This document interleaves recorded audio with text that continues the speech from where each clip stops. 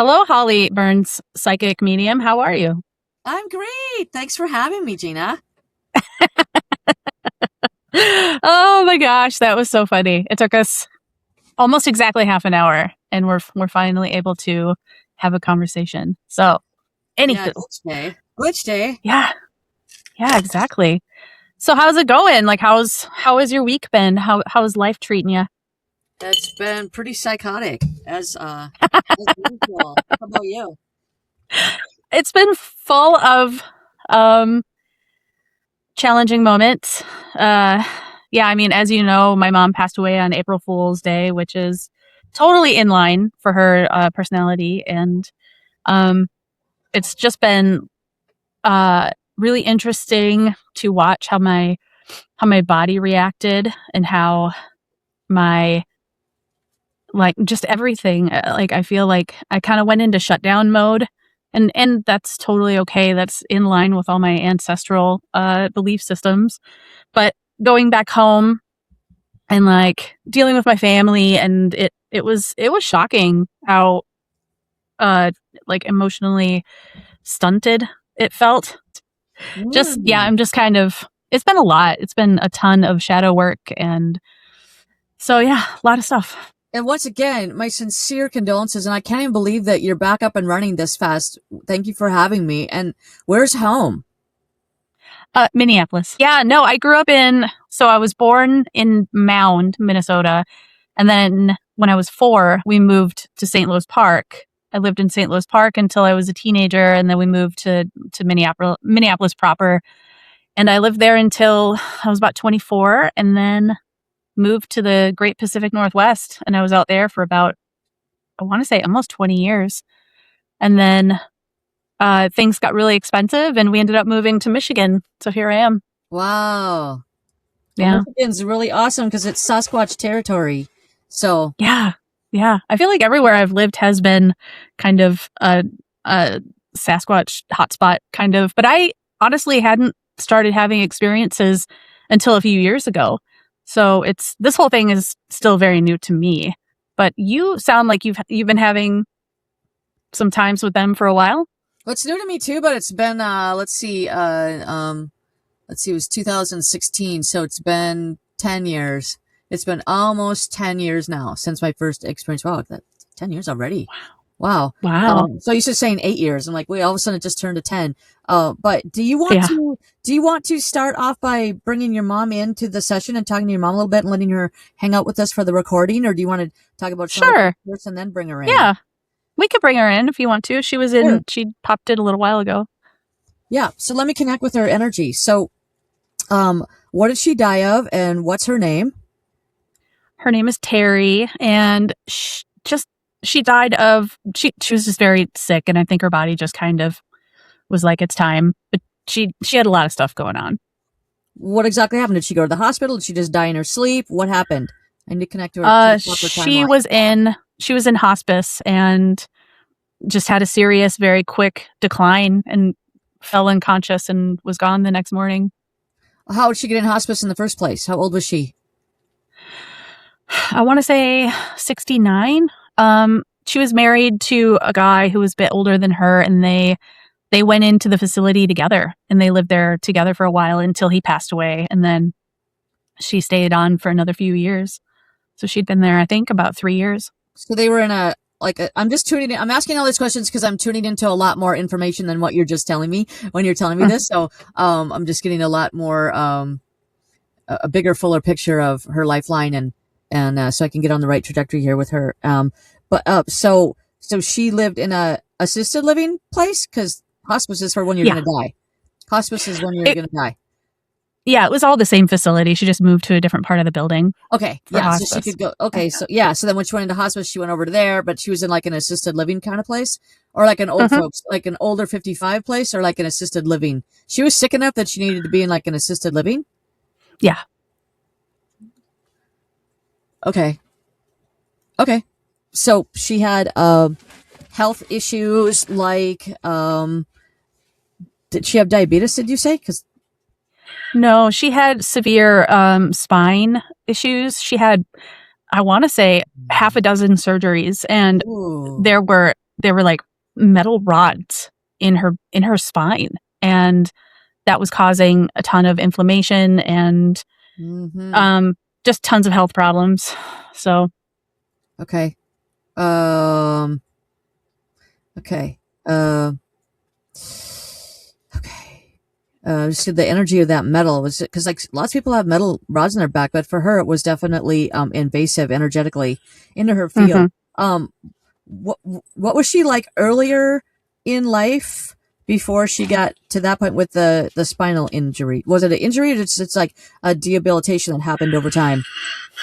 I honestly don't know because I was kind of estranged from her for about 20 years. Well, that's what I'm feeling. And Because I keep getting this block. I'm like, why is Gina blocking me? Like, I'm trying to get in tune with your mom, but I'm getting a block where I'm like, well, I'm not getting the flow I usually get. That's totally why. So, that okay, makes thank sense. you. Now I'm breaking through. I'm getting more to what's going on here because I can tune into your mom better because I can pick her up better and get everything going. Okay, so you were estranged for about 20 years. Okay, so you didn't talk to her or see her from the time you were like 18 until older or 10 or I want to say late 20s until pretty much this year. So I'm 48 now. Oh my God. So, You yeah. look like you're like 30. So I didn't know way you could be that old. Okay. Okay. This is all making sense now. Okay. Now I'm getting a better picture. Okay.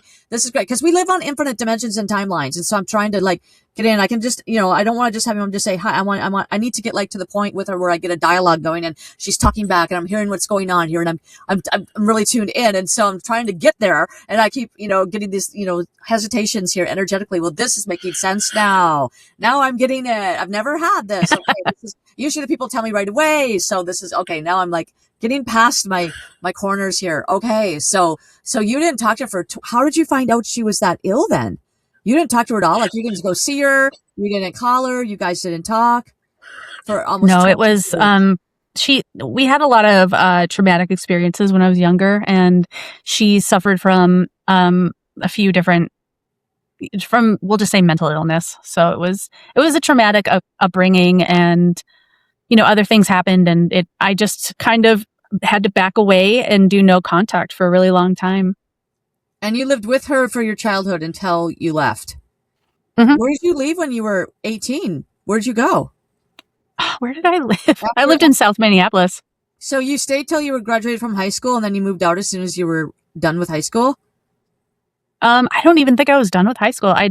I was about 17 and I moved out, quit school, and started living in South Minneapolis and just kind of figuring out life, really. Wow. Okay, yeah, because I was getting a lot of and I'll get to you in a second, Terry, right? Terry. Teri. Okay.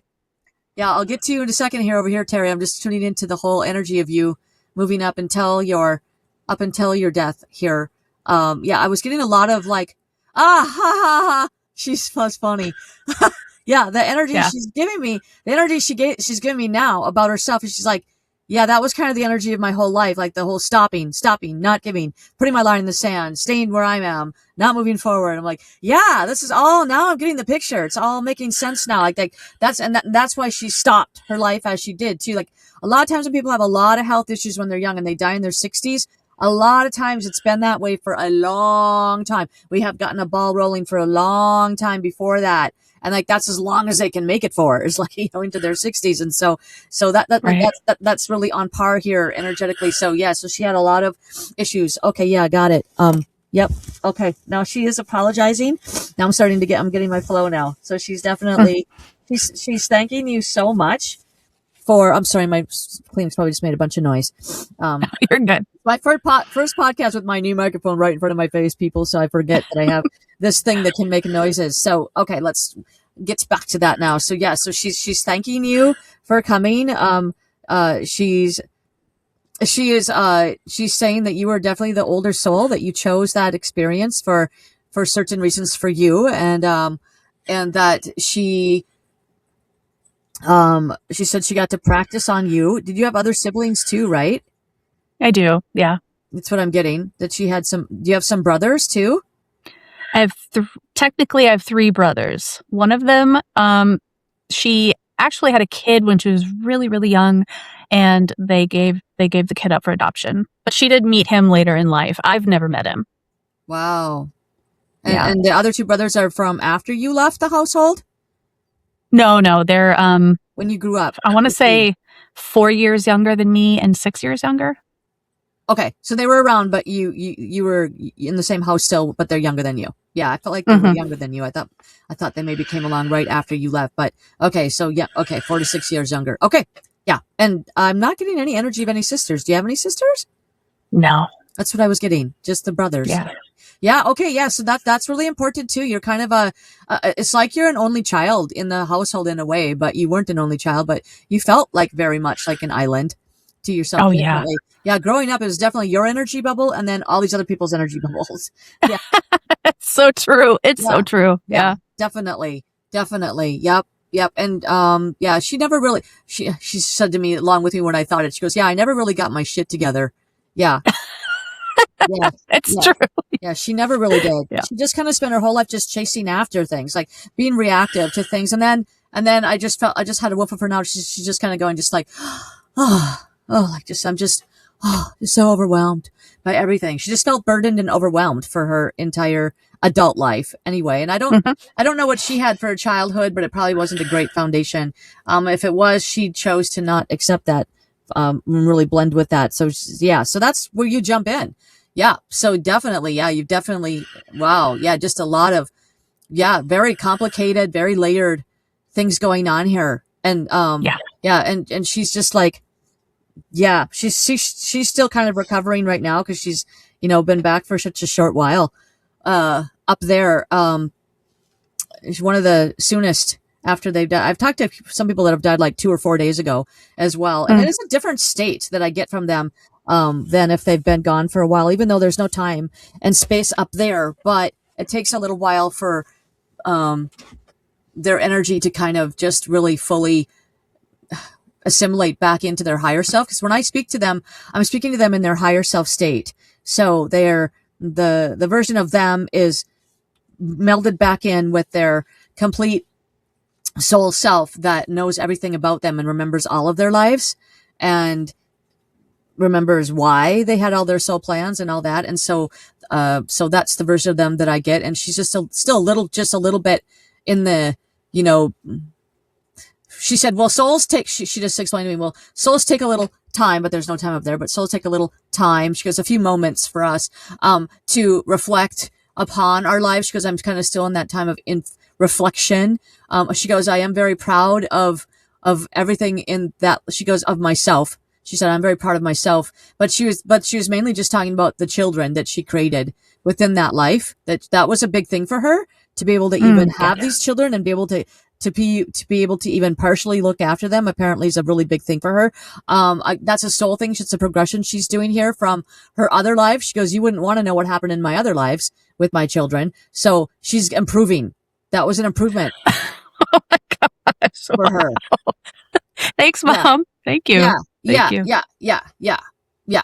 That's her saying, yeah. That was her. Just when I do really connect in with somebody, I do start to channel their mannerisms. They come through me, a lot. So I get their actions and their physical mannerisms as well. So yeah. She's, cause I think she's a pretty young soul. I mean, she goes like 50 lives. Yeah. 50 lives is pretty young. Like on average, we come here like 1,000 or more than 1,000 times, Wow. to Earth. Wow. Mm-hmm. Yeah. Okay. We can spend 50 lives just on like one lesson that we're learning. So yeah, she was showing me some stuff with, the other kids and stuff. She was showing me some things that were having to do with like, Egyptian times, like way back then. That really makes a lot of sense. It does? Egyptian times Yeah. does? Why? I've always just kind of felt that energy with her. Proceed. So just something about that, just when you said that, it's like, oh, that totally clicks. And I don't really know why, but it just feels right. And I also have, I had a really good friend that I recently had to cut the relationship off with. And the relationship was very, like codependent and not very healthy and boundaries were not very good. And he reminded me so much of my mother. And I feel like the universe kept putting these different versions in the form of other people into my life to kind of, hey, you got to deal with this. You got to deal with this. So And That's he amazing. also gave me that very Egyptian, like, I'm pretty sure we've had Egyptian lives together. So yeah, it makes sense. Wow, yeah. She was just saying right now that in one life she actually had to have babies for someone else. I think Oh, back in wow. the Egyptian times there maybe was like a royalty person or somebody, and she had to birth babies for that she didn't get to keep. So I Wow, don't that's know why. sad. I don't know if it was, yeah, I'm not getting the exact, because I'm asking her, I'm like, well, okay, but then back then they didn't, I was just asking her, but they didn't have the wherewithal to be able to provide genetic material from you to be able to have a baby back then, or did they have archaic versions of, I don't think so. And so no, they had ways they could get sperm, but they didn't have ways they could get eggs. So that I know of. So I'm trying to kind of put that all together and find out what's going on with that. But I think she said they were genetically mine. Oh, but they might have been birthed from the father that was involved with the other woman that she was having the babies for. So, Hmm. yeah, yeah. She said I was. Oh, okay. Oh, okay, okay. She said, well, I was chosen because I looked exactly like the woman that I think was like an Egyptian queen or somebody that couldn't have the children, and so that she was picked because of that, so that the children would look just like the queen. And I don't Hmm. know who like the queen was, because in olden times there was lots of different. I'm not sure how Egypt works. If it was, I'd have to dig in deeper to get to all that. But I do know that, like, I got from the European times, I got that in the olden days, you used to have like many kingdoms that were really small, like maybe, Hmm. a mile by a mile by a mile, like lots of different little teeny areas, or somebody would say that's my area, and they would be like the ruler of all the people in that area. And then pretty soon they got bigger and bigger and bigger as they got conquered. And then I had physical correlation of that after the person told me that in the reading, after the dead person told me that. I did find that out, that they used to have really small, really, really small, mini little kingdoms. And so, but I don't know how Egypt was divided up, and I don't know if it was this timeline or not. But she did say that she looked like the uh, the the woman, and that she was picked to have the children for that reason, because the children would look just like the other woman, and that I guess she couldn't have children, like she said barren, so couldn't Hmm. have children, so something going on with that. And so she said, I've had a life where I never even got to keep my children. I didn't even get to parent my children. And Yeah. so having the one that she had to give away is transcending from giving them all away. And then you were the next one in line, right? Yeah, that was me. Yeah. So so you chose to come in at that spot to a soul that's used to, not having to be responsible for the children after they have the children. And so, that's why you're responsible a lot for yourself. Exactly. So Yeah. that connects in. So yeah. So yes, so very much you're basically, on your own for since you've been born. Feels like it really You know, does. I Um, mean, obviously you had yeah. somebody paying your bills and feeding you and stuff when you were little, but yeah, so she's here with you now, and yeah, she's got quite the past, and she's owning up to it. She's completely taking responsibility for everything that happened with you guys, and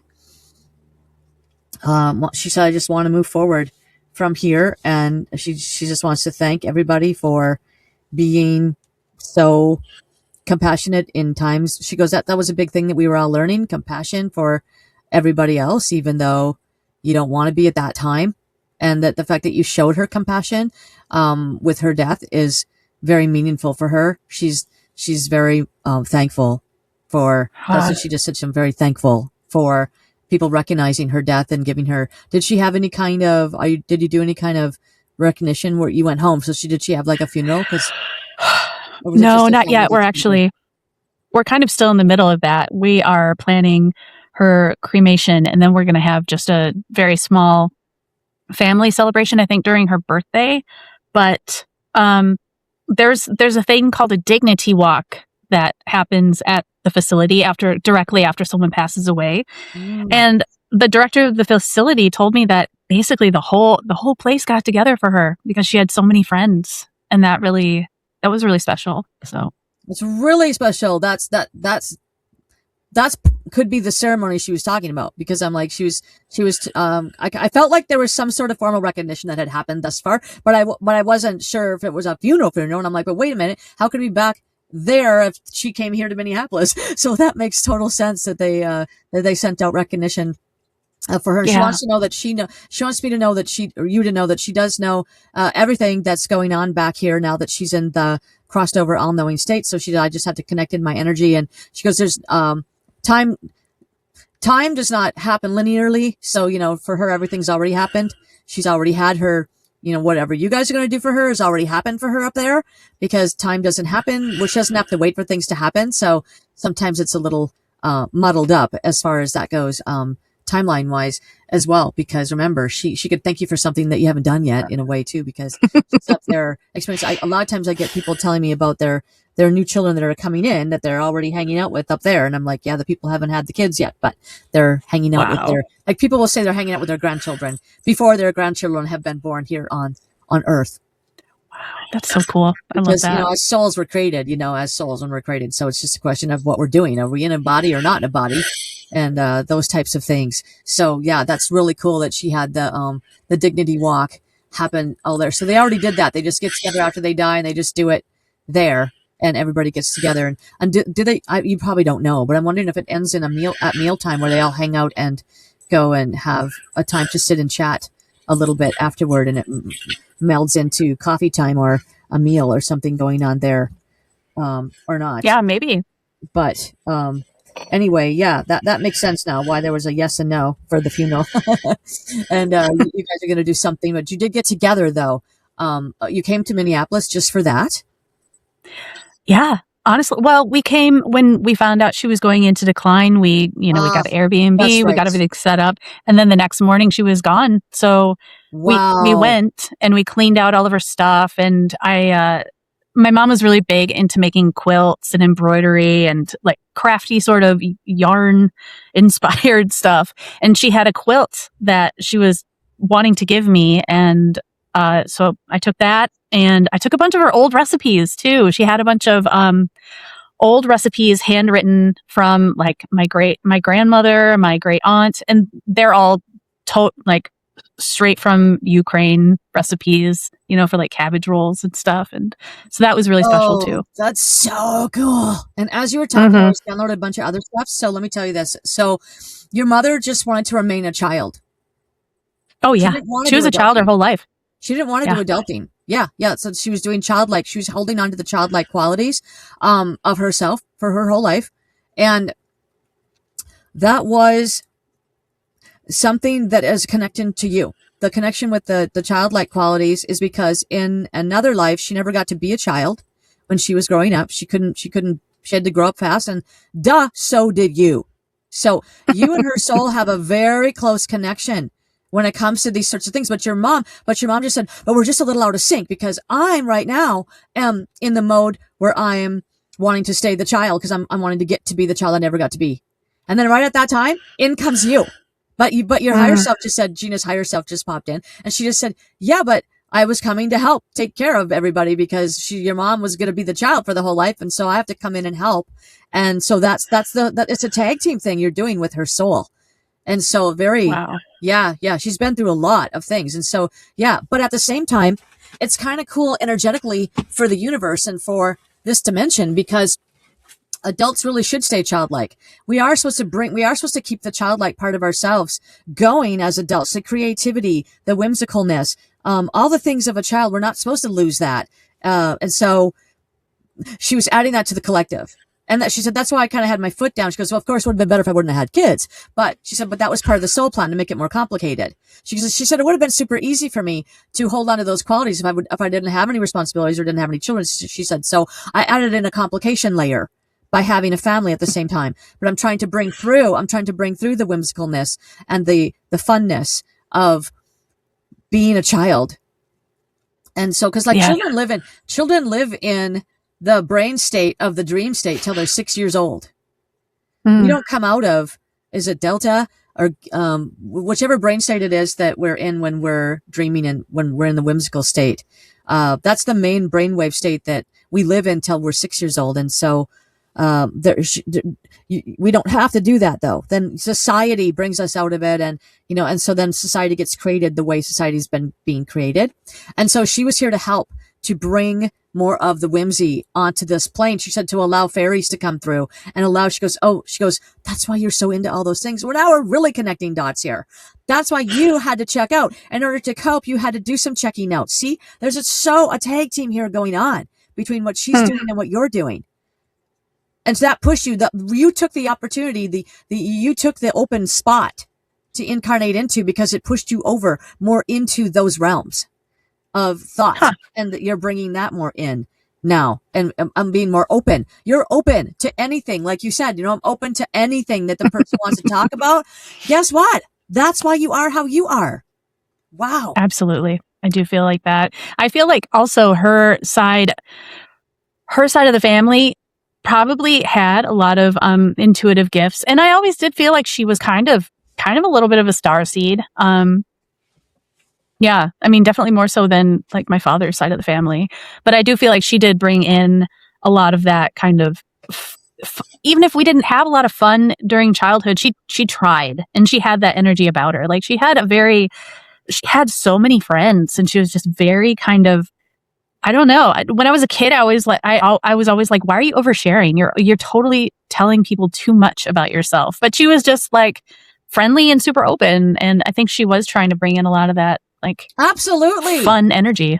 Absolutely. Yeah. Absolutely. And she was saying, when you started talking, say, well, I don't know if I had a lot of fun, with that. She didn't have bring us a lot of fun. She was saying, yeah, that's kind of two different things. She goes, remember, it was like my own internal brain state of whimsy, which what made it more difficult for me to, and at the same time, because at the same time I had the thing going on with the adult responsibility of the children. And she goes, I just wasn't really, she goes, yeah, absolutely. I could have just brought the whimsy in with the children. She said, but I was too exhausted from adulting to, she goes, like I said, I just didn't have my shit together yet. It was her first life of adding all these things together. So she said, I had a lot going on. And she says, I'll do much better next time. But she wants to thank you for coming in at that open position that you took as the first child coming in. And she goes, you tag team with me, and you were, had to be responsible at the same time. But at the same time, you're checking out into whimsy and fantasy, in order to be able to deal with this real world. So there's just she goes, the same thing I was doing in a way, but opposited. I was the cause of your reason of doing that. Isn't that crazy? It's like your bookends. It's like your bookends. She has the this and that, and you have the that and this. It's like mirror. You're totally mirroring each other as opposites, but for the same things. Oh my gosh. Opposites, so much. The same, opposites, but the same things, but in opposite ways. She goes, the same things, but in opposite ways. She said, you are like my opposite of me. And so, yeah. And she wants to really thank you for being an anchor. She said, your anchor energy was also very important to me. When I brought you in, you anchored me to the earth. She said one reason why you came in when you did was because you were there to pull me to earth. You were there to pull me in and say, hey, hello, we're here. Can you please take care of us? Come back, Earth to Terry. Hello. Right. And so there was a lot of really important soul contracts going on between all of you. And so that's why you are how you are. And you definitely took that position so that you would come through. Now, she said, now you're only 48. She goes, you have so many years left. She goes, hopefully you feel like you've been set free a little bit through going through this chapter of your life right now. And I'm no longer burdening you down and holding you down. She goes, my sickness. It's literally true. There's strangeness and all that. She goes, it was all a big burden on your shoulders. And she said, now you have the whole last half of your life to be able to really, she wants you to set yourself free. She wants you to remember about the whimsy. She wants you to bring that in and share it with other people. She goes, that's why you're doing the podcast. It's a big part of what you're here to do. Yeah. Bring that right. other, because she wants to explain to the listeners that when we're on these frequencies of consciousness, we're adding them to the collective of the earth. Everything everybody thinks becomes the average frequency of earth. And so your thoughts are super important. The frequency of consciousness you're on are super important. And so, everything that we do in every moment creates the reality here that we're on in our future reality. So she says, for right now, you're starting to pour. She goes, it's like a big recipe. We're all in a big crock pot, and, we need more of that frequency right now. So you're here to give it and to provide it to the earth in that way. So she said, fun and fantasy and whimsy are all, she said, the name of the game.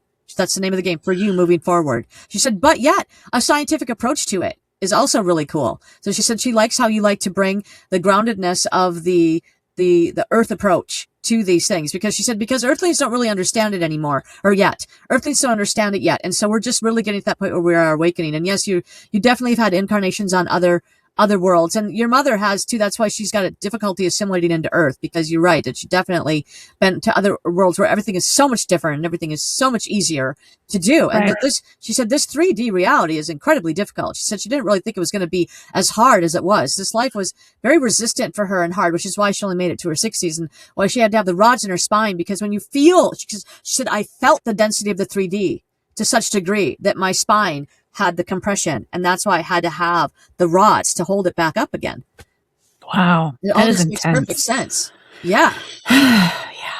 I have a question for her about my brothers. Does she have any advice for how to, I'm kind of here to bring the family together. I think that's part of this whole thing. And I'm just wondering if she has any advice.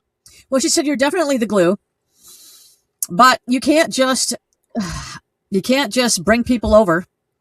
And so they've got to take their own steps. And so the best way is to just exemplify and be open. So if they have questions for you, you'll be there at that time when they're open to help them come through the door a little bit. She said, and also be at peace with where they are at the time. That's a big one. She said, just be okay with allowing them to take their journey as they're going to take it. And she said they're going to take their journey as they're going to take it. So she said, really just keep being you to the highest version of you can be, and just be okay with where they are and accepting them wholeheartedly at every stage that they're at. She said, that's the most important part. She said, if you try to give them information that they're not ready for, she said, it's really not going to change their frequency. They might pretend that it's kind of changing their frequency, but they're not going to really vibrate it anyway. So she said, that's really no use. That's really just expelling energy out to the universe. It doesn't need to be expelled. So she said, just kind of hold your energy bubble within you and make a strong energy bubble and just radiate that to them. It's more about radiating the frequencies to them than verbally exchanging information that you want them to comprehend at that time. Does that make sense? Totally. It totally does. I have a funny story about the Sasquatch and my brother. I'll tell you about. So I live in the Upper Peninsula by Lake Superior, and my brother, I have always had a really difficult time getting along with him ever since we were little kids. We're always fighting. And we recently kind of reconnected in the last few years, and it's been kind of tenuous at times. But ever since this stuff with my mom has kind of ramped up, I've been at the same time having a lot of experiences with the Sasquatch people, and starting this podcast, and kind of almost feeling like I live a double life sometimes in regards to some of my family and some of my friends. And I've been integrating that more and talking more openly with people about what I'm going through. And it was Christmas time, and we had just actually gotten back from Minneapolis, where I had reconnected with my mom for the first time. And that was a huge experience. But anyway, driving back, I got a text from my brother, and he was like, hey, I left you a present on the porch. And he lives an hour and a half away from me. So he drove and dropped it off. And I get home, and I see this little package on the porch, and I pick it up, take it out of the box. And it is, I don't know if you can see that, the little Sasquatch silhouette right there. And it says believe. Yeah. He made that for me. And it's I was like, where did that even come from? Why? How random? And so I called him up, and I was like, thanks for the present. What's that about? And he's like, oh, I heard you're into Bigfoot, so I thought I'd make you something. And he was, and he's got a really thick Uber accent. So I was like, wow, thank you. I really appreciate that. He's like, yeah, I saw you got a channel and stuff. You're doing interviews. Hey, I got to tell you, I was driving my FedEx truck last summer, and I saw one. Cross the road. And I was like, I just instantly knew at that time that the Sasquatch people are helping me to create bridges for my family. And it was yeah, it was awesome. It was so cool. So now he sends me photos of Sasquatch t-shirts and bumper stickers. And that's right. Yeah, it's great. It's pretty funny. So now we have something to talk about. Yes, and they said, okay, so this is as far as you are with that. You can talk about the Bigfoot, but you probably can't tell him yet. Yeah, that Sasquatch knew that I needed to have a bridge with you, and so they knew ahead of Right. time you were coming down the road. So they ran in front of you on purpose because they knew what their assignment was. And he'd be like, "Whoa, I don't think so." Like they're not that far yet, but he's connected. He's reaching back out. His energy reached out to you there, and so Yeah. that's exactly what your mom was just talking about. Just Yeah, that's pretty happy that great. they are. Yeah, that's phenomenal. That's absolutely phenomenal. I love it, and that's exactly what happened too. Is that he had a soul assignment to run in front of him because he knew that it would change his life. That's what they do all the time. They have soul agreements to do stuff to certain people at certain moments, and they know what they're doing because they work with the all knowing realm, and they work with our guides, and they work with the spiritual realm that guides us. And they work with Jesus, and he gives them, Mary and Jesus give him assignments, and God give them assignments, and whoever else, our spirit guides give them assignments, and they carry them out. Right. I know it's yeah, it's so exciting opening up to this whole gigantic multidimensional realm. I was wondering, we should probably talk about your history with Sasquatch a little bit. Sure. So all I knew about them until 2016 was that I heard about sightings happening once in a while in my state. I grew up in North Dakota, and we didn't have regular. I don't ever remember one person ever publicly saying they had seen a Sasquatch in my hometown. I bet the farmers have probably seen them, but there's a lot of just open land where I'm from that gets very harsh in the winter. So I'm from the Red River Valley, where it's all open farms, and then the only trees are the trees the farmers have planted around the perimeters of their farms. And so there's no like woods. The only woods would be along a river. The trees would grow right along the riverbanks, and there's not even that many rivers in that area. And there's no lakes. Like we don't have like lakes. Like I had to go to a dam to go to a lake. A dam on there was the only lake nearby was a dam. And so Wow. there's not as much habitat for them to live, especially in the winter. I can't imagine Sasquatch is spending the winter in the area of North Dakota where I live. They might, but I don't know. They're not going to have a lot of as many opportunities for shelter and food and water as they would in other areas. So I had never heard of anybody seeing them. I just heard once in a while. I remember in high school, it was going around that there was some sightings in Devil's Lake, North Dakota, which was like 90 miles away from my hometown to the west. So, or more than that even, I have to go check and see. So that's the thing there. So I saw the movie of the Patterson Gimlin film in the movie theater. I think that's a memory I have, but it's such a faded memory. I don't know if I'm making it up or if I saw it, but I really think that in this dimension, since we dimension shift all the time, but I believe in this dimension that I saw it in the movie theater when I was young. That's all I remember. And so then Finding Bigfoot came on, and I watched that show, loved it, because I always loved the idea of Bigfoot. And I definitely believed in Bigfoot growing up, but that's all I knew. And then I had moved to a farm of my friends after going through a divorce in 2015 and 16. So I was rehomed myself with my horses and my 4 cats. And I had only lived at this place for 3 weeks, and nobody had lived on this property for 8 years prior to my friend moving into this property. And I was there helping her get the property ready for horses because it hadn't been inhabited for 8 years. So that was part of the deal between us. So I was just there, and I was getting everything ready for horses and trying to get the other pastures opened up and get the fence lines working. And I was walking through the forest at dusk to see if I could find a pathway to connect 2 unconnected pastures that had a patch of woods in between them. And when I was walking through the woods, I came upon some bright eyes that I realized were Sasquatch eyes. And it was just at dusk, so I had just flipped the flashlight on my phone, and I was looking ahead of me just to kind of see better through the woods because it was just getting dark enough, and I wanted to get that chore done before dark. So I was like, I'm gonna power through. I'm gonna get this done, even though it's getting dark.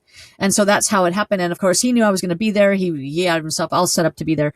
And the Sasquatch there was the father of that clan. How do I know that? Physical world only people. I know that because of telepathy and the fact that he telepathically introduced himself to me, and his vibrational signature indicated to me that he was large and in charge, because that's what he Mm. told me he was. And so that's how I read his identity to be.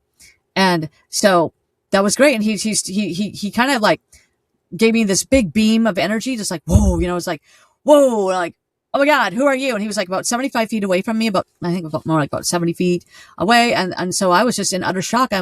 My mind was thinking, oh, wow, I'm really seeing a Sasquatch. This is a life dream come true. And then I had to pay attention. I'm in the moment at the same time. I'm like, but wait, be in the moment. What are you saying to me? It was like Right. that, and my other mind was saying, okay, mark where he is so you can come back tomorrow and recreate it like they do on Bigfoot, finding Bigfoot. Make sure you know where his eyes were and how tall he were, and could it have been anything else? So my brain's doing all of that at the same time as he's telling me, hello, I'm going to have to tell you we're here because you're so oblivious that you're never going to figure out we're here unless I just tell you and give you a gimme, I guess. You're such a naive human, lowly naive human.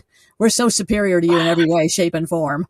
And Wow. I'm like, Sassy. okay, dude. And he's like, we've been watching you since you got here. And I'm like, who's we? And I just assumed it was his family, and he had family members, but I didn't even know. I didn't even know at that time that they lived in families. I was actually really surprised to find all that out. Because all you ever see is one Sasquatch together. When people see a sighting, they always just see one Sasquatch, like one bobcat, one cougar. So I was surprised about all of that. I didn't know anything about that. And so that was really great to find out. So, yeah, I reached out to an organization that I found that was from Wisconsin and Minnesota.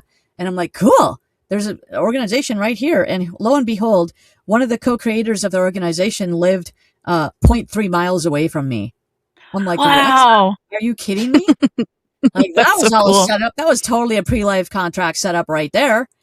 Mm-hmm. Yeah. So he came over and he showed me all their structures. And I'm like, oh my God, the structures were like, I was literally walking in among them for the 3 weeks prior to that. They literally bordered the horse paddock that my horses were living in, like right up to the edge. Like they were right, like they could have just reached their arms out and grabbed my horses if they wanted to. I mean, I was going to ask you, did the horses ever get their manes braided or their tails? Because I've heard the Sasquatch people really like horses, and they'll do that sometimes. Actually, for the 15 years before that, when I lived at my farm with my husband, I remember all the way back to the whole 20 years that I had my mare Lana. For her whole 26 years, I would have these mane knots show up. And I don't remember them happening to the male horses that she lived with. And I found out later, I just found out like last summer or the summer before, that they do these braids to horses' manes, but only to the females, and that the males, they'll do stuff to their tails. And I'm like, wow. Oh my God. Like I just had one happen last week to the mare that I have now, that, lady, she had her, something show up, and I always just thought it was the wind. The wind gave them these knots and these things in their mane, but now I'm getting more. Yeah, now I'm like realizing, okay, wait a minute, but that did kind of appear overnight, and I'm like, so yeah, so I'm kind of looking at, and I've definitely seen evidence of braids, like little braids, but then they'll be twisted, so they weren't like exactly. Yeah, like they twist. Yeah, they like twist them and braid, and then a knot. Yep. So yep. weird. And where my farm was, for 15 years was actually right by Crowhasson Park in the Minneapolis metro area, which I have interacted now when I go there to trail ride. Now that I'm awake and aware, I do interact with the clan there when I go trail ride my horse. I've actually had a direct experience several times with them there when I'm alone, and I'm the last. Not always when I'm alone. Me and my friend also had something happen where we saw a big stump, and it was like dusk, and we're riding right at dark, and I said, "Do you see that stump over there?" And we were riding through a patch of woods. I call it the woods trail, and it's really dark at night, and it's the last thing we were doing before we went in, so we don't care that we can't even see because it's right by the parking lot. And so I always like end my ride by going through there and listening to the frogs and the owls come out, and the fireflies come out, and so it's great. And so I looked over and I saw this stump that jumped out to me, and it's like it's 5 feet tall, it's big, thick, and it's kind of squarish, and it's just black. And then there's this kind of thing in front of it that kind of came to a point, but yet, and I said to my friend, I'm like, do you think that that's a stump? She goes, nope. I'm like, thank you for Correlation. Thank you for the correlation. For once, somebody else is out there with me that is seeing and feeling the same things. Then we had an owl hooting at 7 p.m. and I'm like, I'm like from across the lake. When we stop at the lake and take a break, and I always get these owl hoots from across the lake, and that's a part where there's no trails, there's no human access there. You'd have to just kind of go off trail and walk back in there. And I energetically get the signature. Hey, that's them saying hello, you know. And I'm like, do you think that's owl? She's like, nope. I'm like, thank you for the correlation. And I went back the next time I rode, I tried to find that stump and it wasn't there. And then Awesome. Shortly after that, all the employees of the park went in there and were cutting down trees and stuff. And I'm like, oh, of course you picked that spot, because there, I did see a tree where I thought, and I did see a tree that went up to a point, and I went, oh, you were sitting right behind that tree because you made it 3 times as wide and a little bit taller than that. So that's what you were doing. You were just crouched out right behind that little spot of that tree there. So yeah. And then another time, at the end of the night, they went crack, crack, crack 4 times within a second and a half at the picnic area right across, just a few hundred, just like maybe 100 feet from where I was. And I'm like, because I knew they were over there. The horses always tell me where they are too. I can energetically feel where they are, but then my horses always just stare right where they are. And I'm like, hey guys, hello, how are you? You know, nice to see you tonight. Yeah. Thank you so much for coming along on my trail ride. I was the only one left at the park. I always ride in the evening, and it ends up by the time I'm done with my ride, there's usually everyone's left but me. So, it was great. It's just me and them. And then I was, just trying to jump in my truck and get going, and I forgot my key in my horse trailer. And I went back to get my key out of the horse trailer, and, all of a sudden I heard from the sumac bushes that are on the other picnic area to the left. And I just laughed because I had been speaking with a woman who was walking her dog about a half hour prior to that when I was still out on the trail. And she had left for the night. She was gone. And I was once again the only one left in the parking lot. And I just thought that was the most hilarious joke. That was energetically, that was teenage boys just playing, having fun with me, because they know that I know that they play games with people and they try to be things in the woods, like crying babies, animals that aren't there, animals that don't reside there, to lure humans to see what's going on. Yeah. And so I just thought that was hilarious. I thought that was the best thing ever. That was the most funny thing. I just loved it. I wasn't scared. I thought that was great that they're interacting on a direct basis. And here's another, they want me to tell you this joke. The Sasquatches of Crowhassan said, tell her about the tree. Okay. So there's this big tree where all the photographers kind of stop and have their people that they're taking pictures of. Well, they walk out to there, but they stop there and take pictures because there's a prairie right there, and they use that prairie as a backdrop a lot of times, and a lot of photographers end up taking pictures right in that spot. It's kind of the photographer's hot spot, but it's a big, huge tree right there at the same spot. And I noticed that there was all these woven dead branches hanging and dangling like Christmas ornaments, decorating in this tree. And then a web at the base of the trunk too, like some thinner branches woven in. And they're shifting the energy because there's so much human imprint energy there. They can't deal with it. So they're going out and they're rearranging energy after the people are there and putting the branches up into the twig. And it's also a little ha ha ha joke too, because it's a little inside joke with me and them. It's like, ha ha ha, I know you're here, but these people have no idea that you're right there watching them from the really heavy, there's really, really heavy sumac right across the path from there. So they can just sneak right in there. They can watch what's going on with the people. People have no idea they're right there watching them. And so it's kind of like a little blatant in front of our face clue that they're here. But if you're awake, you're going to see it. If you're not, it's joke's on you. Yeah. Yeah. I have a situation like that. There's the woods that I go to, they're 6 minutes from my house, and there's a little trailhead that it's like a parking lot, a baseball diamond, and then the trail. And there's a little cluster of trees like 4 feet away from the fence of the baseball field. And last summer, I would go to those woods every night. And I started to see all of these different orbs that would form above those trees, that little cluster, and like fall into the tree. And I was like, wow, that is crazy. Or you'd see like the little twinkle lights in that cluster of trees. And I finally was walking my dogs one day, and I happened to look into like the little area in like the actual tree trunks, and there was like a fence woven that connected all the trees together. It almost created like a little, I don't know, nursery, or a little like, I don't know, like a little fenced in area. I call that a playpen. Oh yeah, like a playpen, something like that. And I looked at it and I was like, oh, okay. they're making that for me to let me know that, like you said, like the ones who are awake and aware will see that. And we're like, oh, you're right there. Okay. You're right. Yeah. You probably sit and watch the baseball games, you know? Yes. Yeah. They just said yes. That's They just said awesome. yes. Yes, we do. You know, I have a question for you. I'll tell you the story first. So I have a connection with this family that they started banging on the roof of my house a couple of years ago, and I had no idea what it was. I come to find out it's a family of Sasquatch. The father of the family, his name is Cole, Kol, and he has a wife and a mate, a partner, and 2 children. And I've been interacting with them for probably about 2 years. And I think maybe it started last month. I started going out to the woods that I go to, and I wouldn't feel them. And I'm like, where'd you guys go? Are you just in a different part of the UP, or are you going to come back? And I was talking to a friend of mine who's very telepathic yesterday, and she was like, yeah, they left the area. They're in training. And I was like, what does that mean? She's like, they're training for some sort of climate change situation. So they're training. They said they will be back if they can, but that there's a new group of Sasquatch people who are coming into my area. And I was like, oh, okay. So I was just wondering if maybe you could contact Cole and see if you get anything from him. Sure. Well, originally when he first started talking, he said, you can call her my wife. Oh, okay. Yeah. Anula, that's her name. It's okay. You can call her my wife.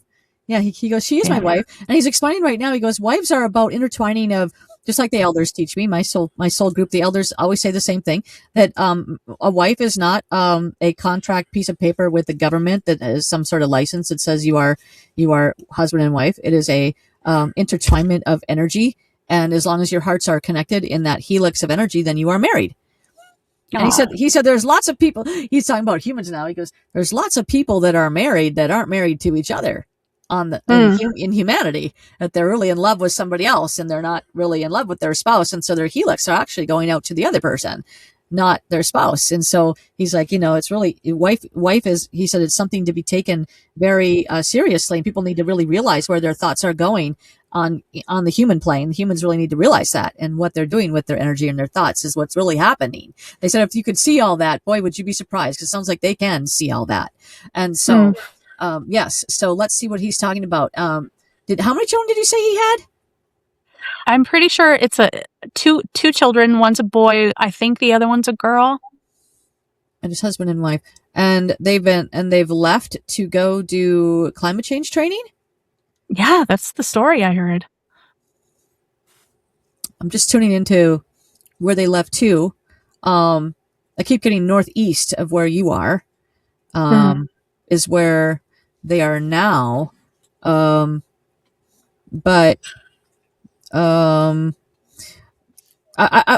need to tune into him for a second here, because as you were talking earlier, I was asking him questions at the same time. I was like, well, dude, why do you got to leave to do training? Like, why can't you just do training where you are? And if you guys are interdimensional, why don't you just go do training and then come back again? Like, why do you have to physically leave where you're living? So that's the part I'm trying to, so I'm distracted with that. So I need to figure that out here and find out what's going on with that part and say, cause that part doesn't really make sense to me. I'm not sure they've really, I have to get my own vibe on here if they've actually left permanently or not. When's the last time you felt like their energy was physically there? I'd say probably 2 months ago. Because that's not very long. Yeah. Yeah, that's not very long. And it was winter. So I would, he just said, never say never. Because I'm like, I wouldn't really, I think that, he said she's accessing different timelines, and so we might be gone, but we might come right back. He said, okay, this is what I'm getting. Time is different to the perceiver, depending on how they're perceiving time. And so he said, yes, we were gone, but she viewed it as a more lengthy piece of time, because for us it was a longer time, because we can leave this dimension and go do something and be gone for quite a while, but then we can jump back into this timeline. So we're not really gone very long here. Now it's connected. Now it's aligned. So they could be doing all that, but they can still be seemingly residing here. They can say, I was just gone for 2 months. But for us, it might be that we didn't see them for a week. Okay. Because they're dimension shifters. So, right. So don't believe the timeline stuff. Don't take that too literally. Okay. Take it with a box of salt. Well, we have to have a higher understanding of it. He's saying. He's like, Mm. time is really not linear time, and they don't live in linear time. We're the only ones that do. And so we're the only ones stuck here in this. And so that's what they're saying. So yes, I do believe that. I do believe that they're definitely still, and the other people coming. I see them right next to your dimension. To their area. I see some other people coming in, but I think that they're like right next door. And so when they go to their training, I do think that there's something about someplace northeast of you, but I don't think they're permanently going to be gone from you. I think they're going to be around there as well. So Okay. it's a yes on everything. What she said and what I'm getting. We just have to align it in our time and space type dimension here and figure out exactly. So I wouldn't worry too much about that. And I would be welcome. And he said just be welcoming to the other people coming in as Okay. well. So you might be getting more. And I was getting a message that those might be those orbs that you saw dropping into the woods. When those orbs are dropping into the woods, I feel like those could be Sasquatches coming down from That's what I got. from the star locations, and that they were coming down. Does that make sense to you too? Oh, absolutely. That was the first thing I thought. Perfect. Yeah. Not that they're just Yeah. like on Earth and they decided to be orbs for a minute and they're just floating around. It's like they were arriving from a star system. Wow. That's what I was so getting. cool. Yeah. Cause I I have love seen that. I do have I gave the image to my friend that lives 0.3 miles away, and it's an archaic system. So it needs to be gone through. He doesn't know if he's got to figure out how to get the camera set up again and look at it. Cause this was 10 years ago now. And at that time it was old technology, but he borrowed me his thermal imaging camera, and I would put it on at night and face it towards the spot in the woods where I always had them there, right outside my back door. And while I was reviewing footage, I found out that you can't really review footage and do anything else at the same time. I tried. I tried to work on the computer and just review footage, but you can't. You have to be staring at the camera, and I didn't have time at that time. Right. I still don't, to just sit there and stare at the camera and only be doing that as my task of the day. So, and apparently they don't either because no one's reviewed it. So, but I did see in the footage, I did catch the footage of a basketball-sized circle. And at that time, I had no idea that they shapeshifted into orbs. I didn't know it. Oh, So okay. this is so credible. Is that I saw a basketball-shaped circle come down and then go this way. And I'm like, and then it went this way straight, and it didn't dart in and out of the trees, and it was in the woods when it did it. I'm like, how can I'm like, what bird can come down through the tree and take a right hand turn and not have to dart through anything? I just Seems like you're stretching it. Yeah. And so I found out, like, I don't know how long later. It was a while because I wasn't even living there anymore when I found out. So it had to be at least a year later.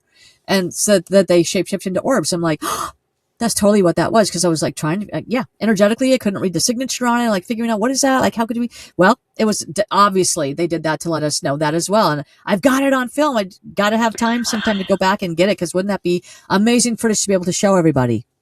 Yeah, that would be super cool. I know. But yeah, I will. I'll put any footage that you have. I'll just put it into I'll put it into the video like now. We'll say.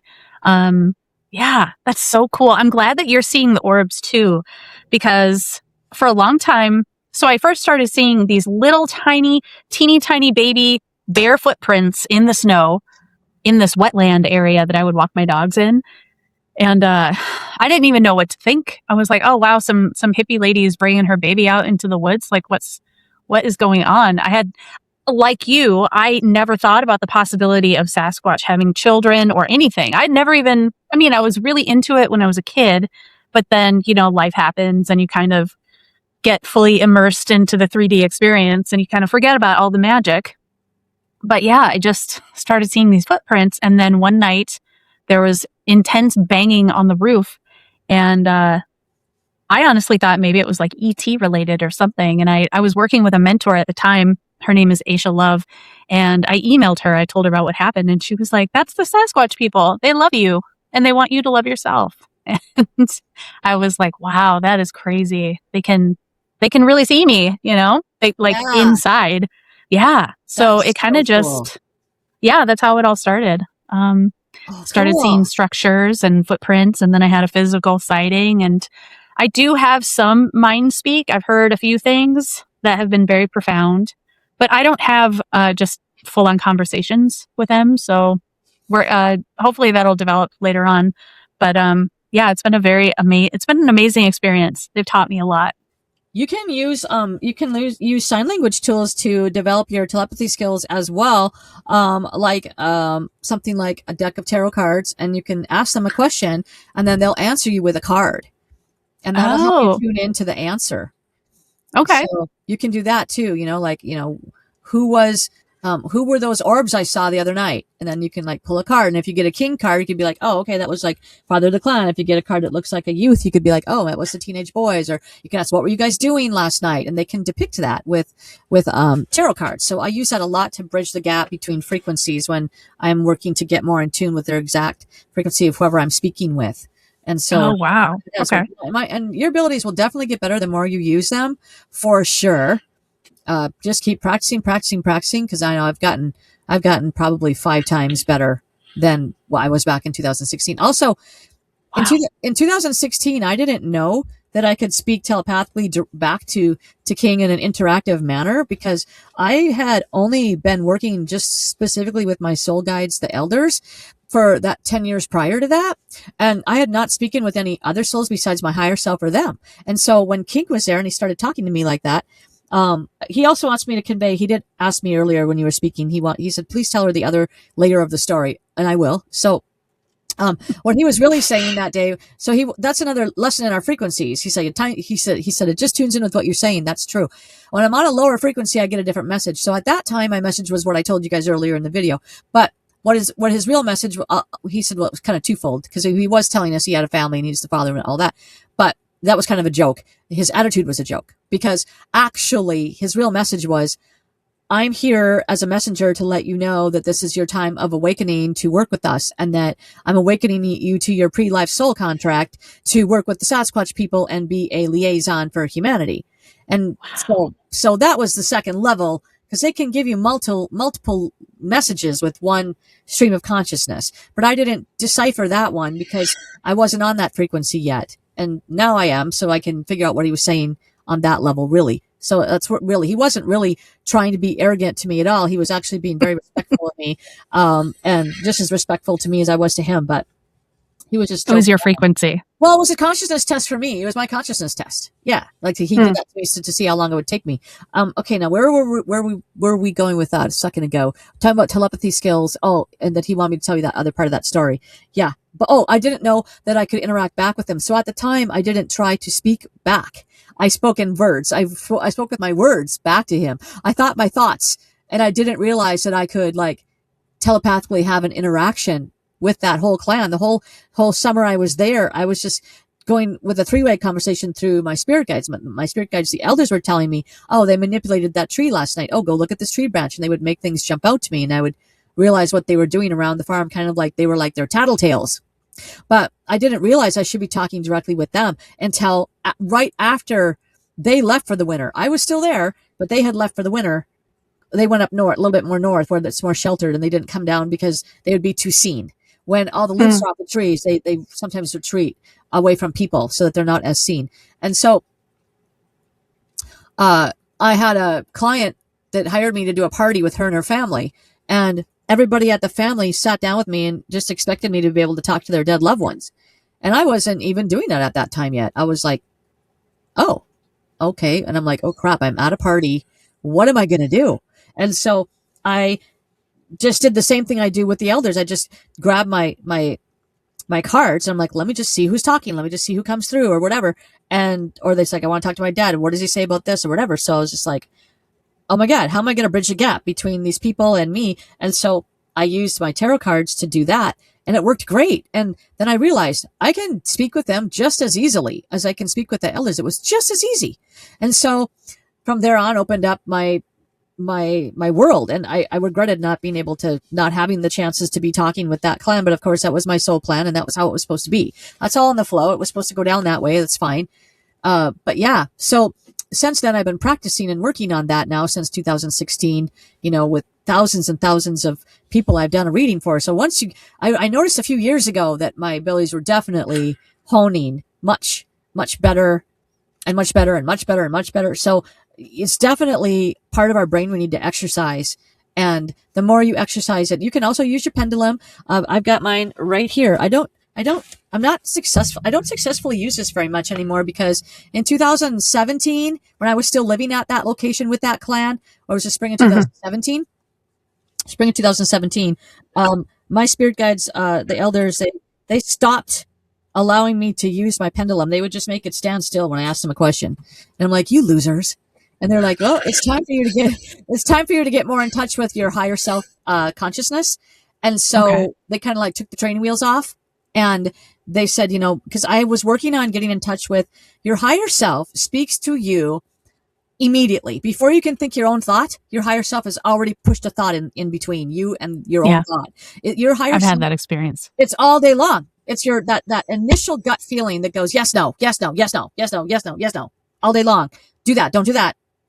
So I was working on being in touch with that part of my consciousness to a deeper level. And so they took my pendulum ability mostly away. I still use it now for quick things here and there, but I was using it a lot then, and they're like, nope, time for you to go a level deeper. So the pendulum, but it's been great because I definitely did go a level deeper, and I really learned to trust that initial thing that my higher self tells me all day long. And that can be, a big step to take that without any tools. So get your tools out, get your cards, get your rune stones, get whatever you want to use.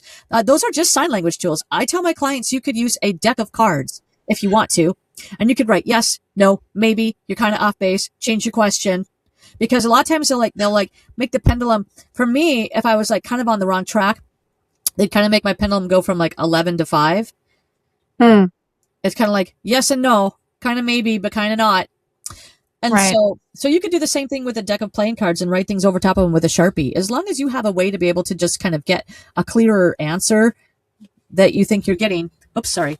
That will come through and help your clairaudient abilities and clairvoyant abilities and clairsentient abilities grow stronger and stronger the more you try to interact. So just try. Another thing they're telling me to tell you is, and the viewers, is that you can ask them a question, and you might not be able to physically download the answer immediately at that moment, but that's okay. Just go about your day, and they'll give it to you at another time when your frequency's higher.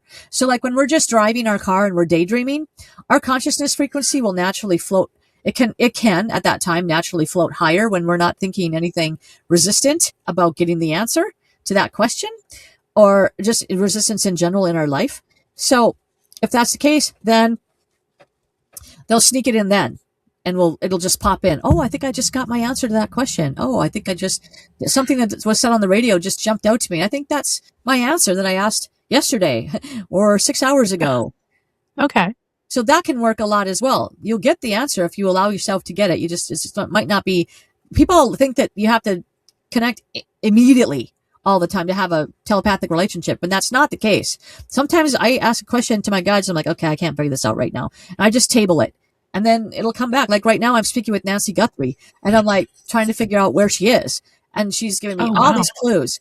Yeah, she's giving me a lot of really detailed clues about what happened and where she is. But I kind of got to a wall about, I don't know, 3 days ago, and I have an area, but I'm like, wow, this is the terrain here is so vast that if you don't narrow it down more than this, it would be really difficult for me to turn that information into the authorities, because they would just be like, yeah, good luck, because it's very, very, very rugged terrain. And so I said, you're going to have to give me some more clues. And I just tabled it. And then last night she said, I'm going to trickle some things in over the next couple days. I'm like, good.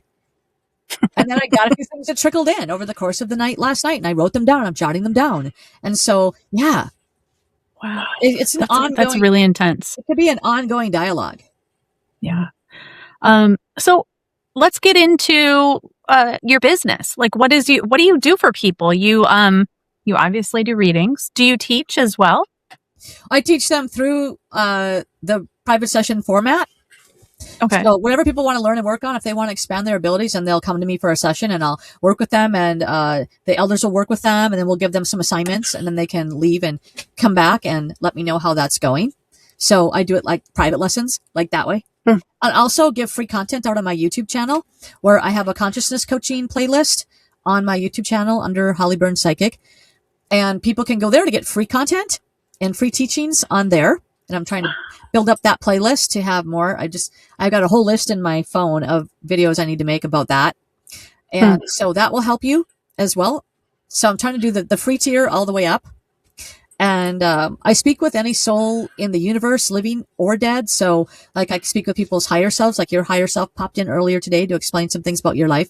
And so the souls that I talk with are always in their all-knowing state. And so it's very useful. So since they're all knowing, we might as well ask them questions. So I don't limit the subject matter that my clients want to work with me. I'm open to whatever they need help with. So it's whatever in their life they want to align or get some more information about that we work on together. And it's super fun. And I can also speak with somebody specific if they want to. We can do that as well. But most people don't specify. Some people do come to me with I'd say 30% of my clients come to me with a specific person that's crossed over that they want to talk with, or they want to ask their guide something really direct. 70% of the people just have questions about their life that they need help with. And they just want answers. And so, we work on their consciousness. I help people manifest things. My areas of specialty that I've been trained on with the elders is, manifestation practices, law of attraction, the physics of the universe, how we're creating our reality. And so I kind of have a gift for when people come to me in their reading and they tell me about their blockade that's going on in their life. I can give them tips and tools on how to manifest it the way they want. So how to shift their manifestation. Okay. The Sasquatch people want me to tell you one more thing too. They said to tell them that you also can speak with their Sasquatches. And so I help people find out like their hot spots in their area around where they live. I love to like go on Google Maps and help them find the good places to go to commune with their Sasquatches in their area. And also I might actually take you up on that one. Oh, I love doing that. Love doing that. Yeah. And helping them find where they are and where to go. And the woods areas by where they live, talking to them back and forth as well. So you can work with them in that capacity as well. They would love that. So I help people talk to their Sasquatches and ask them, why didn't that work? Or what were you thinking? Like I had somebody, I was just having a conversation with somebody the other day that said, I accidentally raised my gun and shot out, and I found out it was a tiny youth Sasquatch instead, and I'm just crushed that I did that. And like, what can I do to make it up to them? They're still around. I don't know if they're over it or not. And so that's really fun for me to do too, is help people get more in touch with whoever they want to get in touch with. It could be Sasquatch people. It doesn't have to be something to do with their life. It could be just wanting to speak with them as well. Okay. Let me see. Let me find some really good questions for you. Do you have any guides who are like ETs or from different, I guess, I don't know, different realms of existence that we're not really so used to? I have some really weird teachers in the astral. I have worked with the ET race in the astral quite extensively that nobody has been able to tell me what they are. And they just said, yeah, I know. Veda reticuli, is that what it's called? Veda reticuli. So yeah, they were, in 2007, everything just kind of blew wide open that summer for out of body experiences. It was just psychotic for me. And, there was this race of when they shapeshift into having snake eyes. Like he was sending me energy really strong to my throat chakra, and I couldn't breathe. I was like, oh, wow. It was so strong. I couldn't accept his energy. His energy was too strong for me. And when he was doing that, his eyes were shifting into snake eye pupils. And then he stopped and he said, "That's okay," like that. And then he went back into the observatory. I call it the observatory. I was at this observatory and I was waiting to go to class. And I was out in the waiting room with the other students, and we were waiting to go to class in the observatory and learn things. And the professor came out and called my name, and I got up and stood up and went over to him. And all these reptilian races, my friend told me about this race, like back in 2005. And he's the only person that's ever said anything about him. He said like they'll look like an Aryan adult, Caucasian white male that's super buff. And that's what they look like. They were all male. Except one time I was working with a woman, But otherwise, I don't remember, and I didn't see the woman. I don't know what she looked like. But the guys, I always saw the guys. The guys, because the woman was like, I just realized right now, like she was working with me, she was next to me, and I was like, but I can't tell you what she looked like.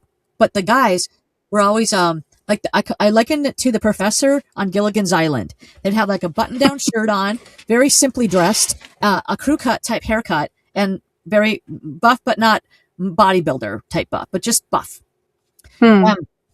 And so that professor came out and he called my name and I went over there and he sent a bunch of energy to my throat and I couldn't breathe. And then he said, that's okay. And he like left. And then I came back home to my body by way of floating through the astral back down this road with this wild boar and this other wild animal. And they were trying to bite my arm. And I said, you can't bite me. We're in the astral. I can't feel you. I'm in the astral. And then like I woke up. And so that, people will tell you that the reptilian race tries to suck your energy and they try to scare you with fear. And then they absorb that energy from you in a negative way. But I can tell you, he was trying to teach me to be ready for something. And I wasn't ready for it yet. And he just like let me go and just like turned around and left. And so I don't know if he's a different type of reptilian race from the other ones that try to suck your energy, but that would seem like what he was doing to me. But because I was very fearful when I couldn't breathe. Right. Even though in the astral you don't need to breathe. He just said that to me. He goes, in the astral you don't need to breathe. I know, but I didn't get that then. Okay. And so, Right.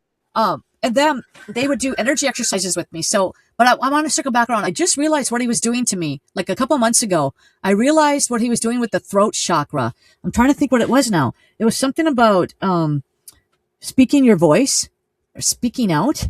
And that has to do with the throat chakra. It'll come back. I don't remember now. There was something cool though. It took till this year for me to understand the lesson anyway. I totally didn't even know what it was till now. And so almost 20 years later. So, but then they would do stuff with energy in the astral. Like I have horses and, one time I was up on a balcony and the reptilian alien that looked like a guy, suddenly there was a horse, a mother horse and a baby horse, and the baby horse was stuck in a mud puddle. There was like a mud pit, and the mother horse was whinnying to the baby to help the baby get out. And the baby was like stuck in the mud. I was going to die unless it got out of that mud. And he told me from up on the balcony to get the baby out of the mud puddle. So I had to like use my energy only to get the baby out of the mud puddle. And then another time I walked up to one and he was going like this with his finger and up and down, and the garage door was going up and down. He was standing outside making the garage door go up and down with his finger like this. And then we both went into the garage, and then the garage door went down, and then he went into the house, supposedly into the house somewhere. And then there was no doors. And my assignment was to get myself out. I was locked into a garage with no doors. How'd you get out? I think they had to tell me the answer. Once again, I'm thinking, how do I get out? How do I get out? How do I get out? I'm stuck in here. How do I get out? Because I wasn't, like I said, I wasn't thinking clearly that this is the astral and I can do whatever I want in the astral. I was thinking too earthly. Okay. But the answer was create my own door and walk out. Yeah. But I can think that now, but this was 2007. I didn't know anything yet. I was very new to all this. I didn't know metaphysical stuff. Now I've had 20 years of brain training. That would be an exercise I'd be done with in 2 seconds now. But also they just said, we did make it harder for you too. We did make it where you couldn't just easily put that garage door back up. They kind of locked the garage door down. So I couldn't make it go up.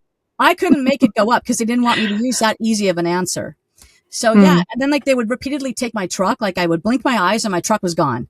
And, the answer was just remanifest your truck. You're in the astral. Just make a new one. You can create out of energy whatever you want. That was what they were trying to teach me, to be free with my thinking in the astral dimension and realize I'm not confined by the 3-dimensionality of this dimension when I'm over there in the astral dimension. I recently, maybe it was a couple months ago, had a really intense dream with a glowing blue guy. And initially the dream was this glowing blue energy came towards me, and it was so intense. The vibration was so strong that I screamed. I was like, I can't take this. It's too much. And so they backed away. And then eventually I saw like facial features and stuff, and it looked like a glowing blue bald guy. And we were on a ship, and he started showing me like how to drive the ship. And that was pretty much the whole dream. But after that, I've been seeing this, and I don't know if he's Arcturian or Andromedan or what, but I think he's a newer guide that's come in and really wants to work with me. So I've just been seeing blue energy everywhere lately. Oh, super cool. And they just said Zeta Reticuli. Oh, okay. Mm-hmm. See, Blue. right? That's No, I'm interesting. saying back up. When I was saying Beta Reticuli. Oh, Zeta Reticuli. See how telepathy works? I didn't have any resistance to them while you were talking, so they squeezed back in. It's Zeta Reticuli. Got it. Yeah, Okay. yeah. Zeta Reticuli. Pretty sure it's a Z. And so, but when you were talking, I was downloading that's definitely was not a dream. That's what I was downloading. It wasn't a dream. Hmm. That was definitely a real experience for you. Yeah, it felt like it. It So you really were did. really learning how to drive the ship. That's really cool. Oh my gosh. Yeah. So cool. Yeah, I love it. I love it. So, And I definitely feel like the blue guy, yeah, like, work on getting more from him. Tell him, tell me your name, slip it in sometime, and let me know when you're around me. Just start talking to him and just assuming he's there. okay. See what you get back from that.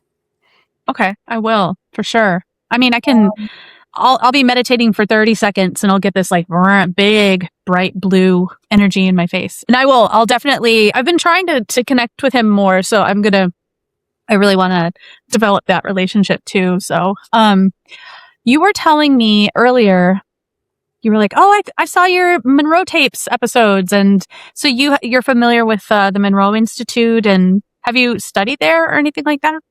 Well, I read all 3 of his books. In 2007, when I started having all these out-of-body experiences, I had a ton of them, a lot of them going on with my spirit guide and like these aliens and past life visitations I was doing and angels, angelic beings. I had one with an alien with no head, but Oh, he wow. had a big, huge ship that came down and so much light behind him that I couldn't even barely look at him. The light was so bright, but the area where his head would be was blacked out. So like a black shadow. The light could not pass through where his head would be. So I just saw a black circle for a head. So I had a lot of questions. And so I joined back then Yahoo groups were really big. Yahoo.com had all kinds of groups. It was the days before Facebook had groups. And so I joined a Yahoo out of body group, an OBE group on Yahoo, and spent a ton of time on there. And then somehow I got led to Robert Monroe's. I think I just found those at the bookstore in the metaphysical section. And I read all 3 of his books. And he's the one that taught me that nobody can bite you in the astral. And I use his methodology when we are trying to meditate and not fall asleep. I always think of Robert Monroe because he's the one that taught me mind awake, body asleep, mind awake, body asleep. So that's what I think of when I go into my trance, when I'm meditating. And so I love what they do. And, Right. but there's this one instance with Robert Monroe where he would have a blockade. Every time he got out of his body, he would be suddenly face to face with this really scary demon. And he thought about it back on his body and thought about it. And he's like, okay, I'm just not going to be scared. I'm just not going to be scared of it because I know that my fear creates it to be worse in the astral. And he went up again, got out of his body. The demon showed up and he didn't fear it. And it turned into a smiley face and fizzled off. Yeah, that sounds about right. So the lesson is, everything you're thinking gets crossed over to that astral dimension and we create it there. And so that's been really, really helpful for me working with my clients because the symbology used in the astral dimension is the same as the dream dimension and is the same as our guides use with us on the earthly plane. So the more you know about the symbols, you can really understand and what's happening in your out-of-body experiences, the type of experiences you're going to and doing, and the type of dreams you're having, really say a lot about your daily life. So I have a lot of fun with my clients working between dimensions. It's all connected. Yeah, definitely. We took a little pause on that experiment. It was me and a few of my friends kind of just getting together and doing the gateway experience, or the process rather, which is a bunch of CDs that you listen to, audio, to get yourself into that state. And then you do a bunch of different practices to kind of train yourself to do all this out of body stuff. And I think we got halfway through the first chapter of the process. And that's when all that stuff with my mom started happening. And so my mind, I just emotionally, I just wasn't in the right place. So we put a pause on it, but we're going to start it up soon. And I'm really excited. I really want to get back to it because in those, maybe we were doing it for about 2 months. In those 2 months, I had like some mantis beings come into my house and give me a healing and just like all these amazing lucid dreams. It was incredible just in the 2 months that I was doing it. So That is I'm excited. amazing. I got like halfway through that video last night while I was doing some other work for your Monroe thing. And I don't remember if you guys are trying to meet each other at night. Are you guys trying to meet up in the astral together yet or not? Were you? We will eventually. We will. Yeah. Okay, that's fine. Okay. I don't remember you guys talking about it in that video. That's what I was asking. Yeah. Yeah. That would be really cool. Isn't that cool how Robert Monroe, I don't know if you know this. So Robert Monroe would do experiments with his friends on the earth, and he would go to them out of body and he would do something to them. And then he'd ask them later if they knew what happened to them. And one time he pinched his friend, and he pinched her so hard that he bruised her. Mm-hmm. And like I read that. The next day he's like, "Oh, sorry." And she's like, "Dude, you know." Yeah, it shows like this big bruise on her side. Yeah, that was crazy. I know. And the Sasquatch people are saying now that's what we do. Like they can be up in the astral dimension, and then they can pop down wherever they want to pop down, and they want to remind us of that. Because I was just talking with somebody the other day about them like leaving a leaf in a parking lot here right in Minneapolis for me, and I'm like, I knew that was from them. And they showed me a vision of themselves just dropping that leaf down from the other dimension and just pops into our dimension and falls down to the ground. Oh my gosh. So like apporting different objects to you. Yeah. Yeah. And themselves too. Like, that's how they can leave like one footprint. They can just pop down, leave the one footprint and pop back up to the astral. You know, they're just like, you know, you humans are just so archaically, you know, wound right now that you just don't understand, you know, so many things about the dimensions that you don't know yet. You don't use and do yet. Yeah. The word is yet, though. I think some of us are starting to figure some stuff out, though. Absolutely. Mainly yourself. Yeah, it sounds like you're really on the track of the mantis beings. I would just die. Were you awake when that happened? Did you just turn on? Yeah, I was. I just called them in. I know that I have an aspect of myself that is a mantis. He's a master geneticist. I think he's, I don't know, in like the 10th dimension or something like that. But I have contact with him every once in a while, and I just asked for a healing, and then I felt them come in, and like I had my eyes closed, I could see them, and yeah, it was amazing. It was really nice. You have really powerful abilities. When I'm reading you now and getting more tuned into your stories here, you have the ability to just go wide open in like any direction you want. It's just like, oh. That's how much abilities you have that you're not using yet. So they just said like slowly, incrementally, just keep opening. They said like, if you open the whole thing, they said right now, if you opened yourself completely up, that you wouldn't be able to do Earth because there would be so much. They said you'd have problems shutting it back down. And then everywhere you look, you're going to see a being from a different dimension. And you would just be the Earth. They said the Earth would just be overpopulated with all these beings that 3D people don't see and they're not aware of. And you'd be like, oh my God. There's this room. You'd be like, this room is so crowded, I can't even fit in here. Oh, okay, that makes sense. You know, I've often wondered why it takes me a little bit longer to kind of develop this stuff. I think part of that is the plan. You know, I designed it that way, perseverance and sticking to things. But also, yeah, I do I've heard that from so many people. I'm here to do really big stuff, and so they say like you said, if you I'm sorry, go ahead. Oh, just that if you open the door wide open, it would be completely overwhelming. Yeah, what they said is that they want you to ground to each level really well so that as you grow higher and have more things happen, you'll know how to find that level. If you can't tune to the frequency of that level, then that's when you would go insane. You'd be too open all the time and you wouldn't know how to ground yourself back to what level to pick to be able to tune it down a little bit. So you're really getting a good feel for every frequency that you're spending new time on.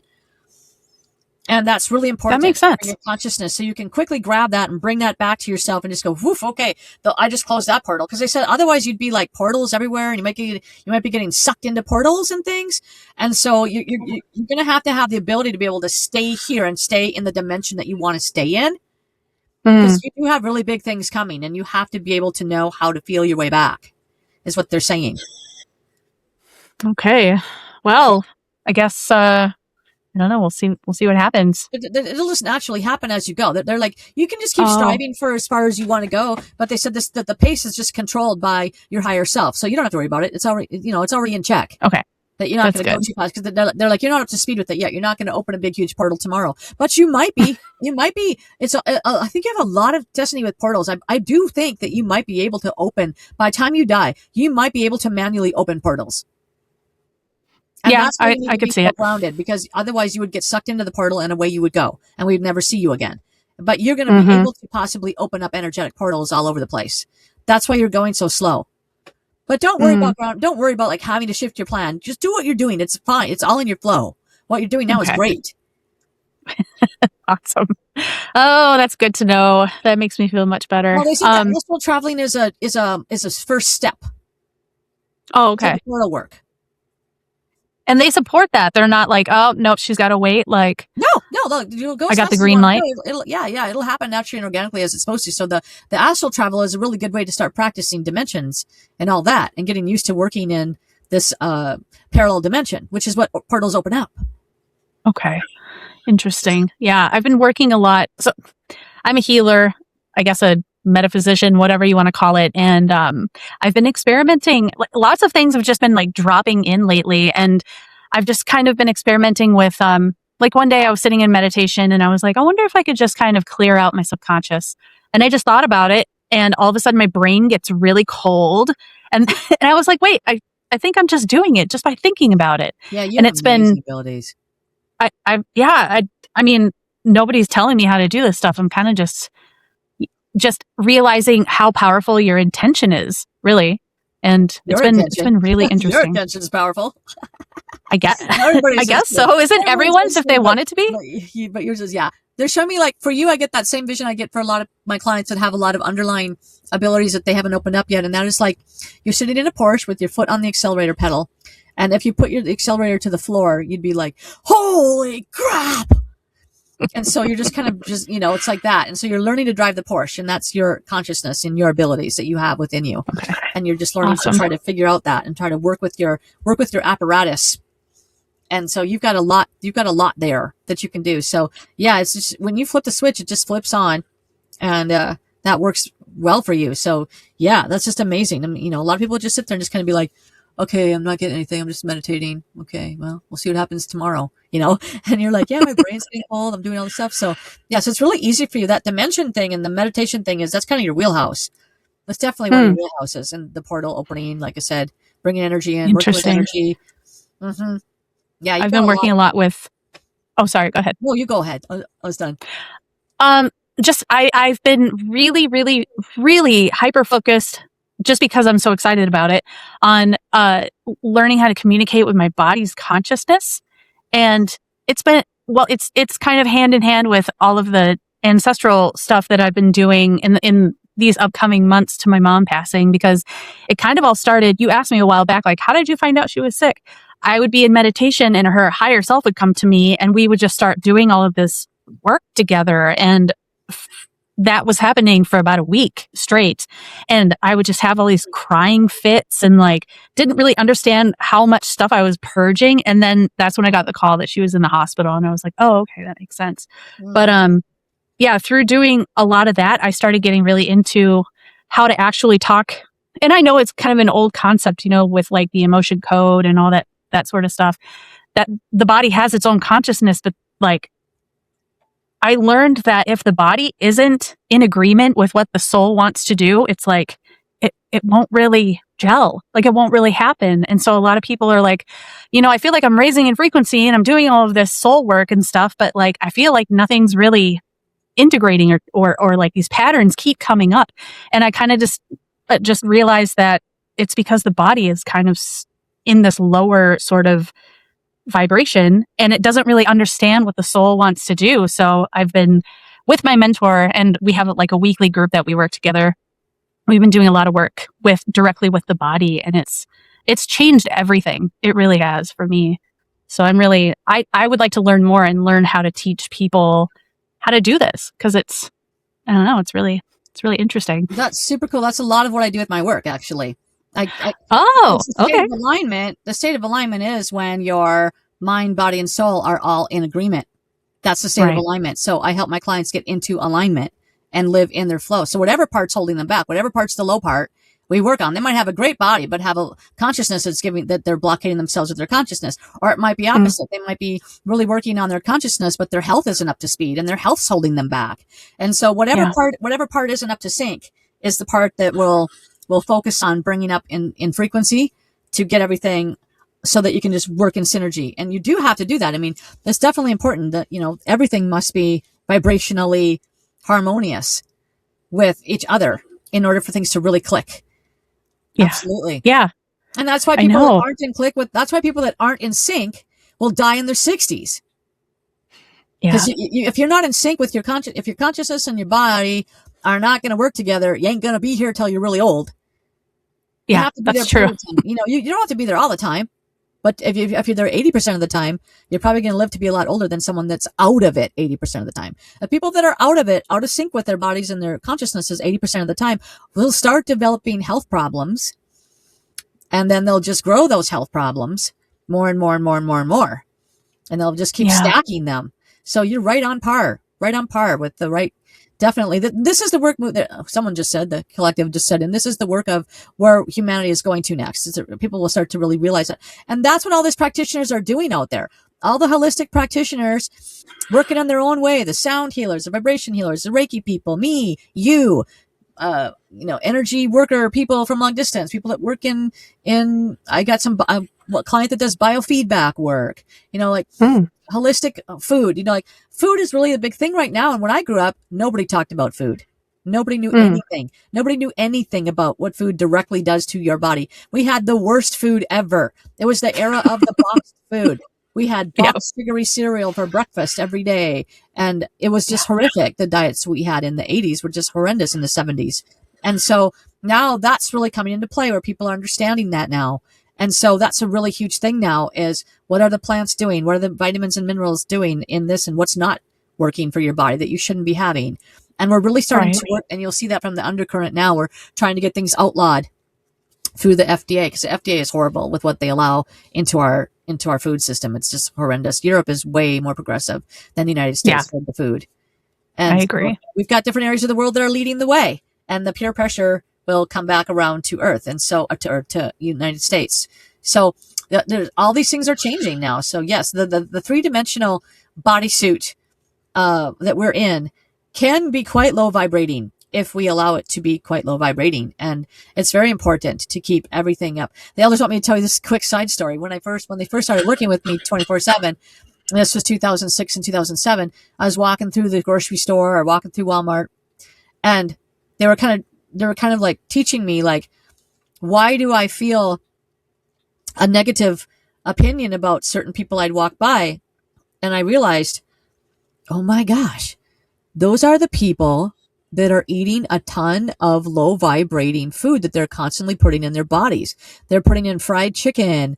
They're eating the drive-through food that's deep fried and full of chemicals and preservatives. And they eat like that a lot when they're not at work and they're not busy as well. They just don't eat very well nutritionally. And I could totally pick those people out of the crowd of people. And I went, wow, Mm, they drink a lot of beer on weekends and they sit in front of the TV with their bucket of fried chicken and watch football and they just eat fries. And then in between that, they'll buy like Dorito bags and stuff like that. And they just eat a lot of that kind of food. They eat a lot of low vibrating food. It really pulls the yeah. physical shell down. Yeah. It definitely does. I mean, I am not perfect by any means. Hey, I like tomatoes. I ate some cereal this morning, but for the most part, I love vegetables. I love organic food. I try to buy organic as much as I can. Sometimes it's a little harder when you live out in the like least populated part of the country, like I do. But yeah, what you consume and your water makes all the difference in the world too. Like these, I don't know if you can see this little pyramid I have back here, Yeah. but it's an organite pyramid. Yeah. I have a friend who makes them.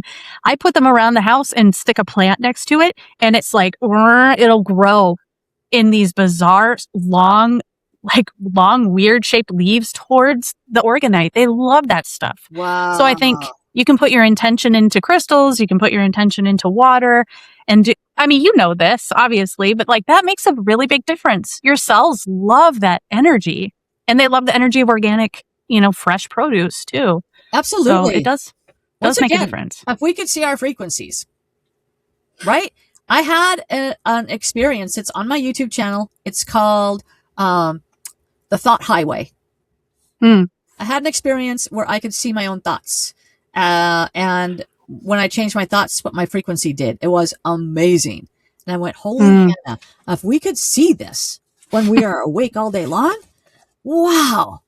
Then I'll just let people can go watch it on the video because I don't want to waste our time telling it too detailed. But the bottom line is that I thought to myself, wow. When I could see my thought and how it changed. The first time it changed, I went, wow. And then when I went, wow, because if it changed again. Went back up to where I was originally. I'm like, oh my God, like every little reaction I gave, it was responding immediately to my reaction. And that's what we do all day long, every day. Yeah. So if we could see our vibrational frequencies, we would be doing something about it because we're like, oh, we want to attract that girlfriend. Oh, but my frequency isn't in the range of hers. I better go and work on myself till I'm a match for her so that when I go and talk to her, she'll accept me and say yes because my frequency will be high enough for her to see me as a possible mate. Yeah, exactly. Well, I guess, we should probably get going. Let's see. We're over 2 hours. So let me see. Let's say, thank you, Mom. Thanks for coming in. Thanks for talking with us. You gave me a whole new perspective about your life, and I'm just thankful. I'm thankful. So thanks, Mom. Amazing. You're welcome. She went like this when you went like that. She went like this.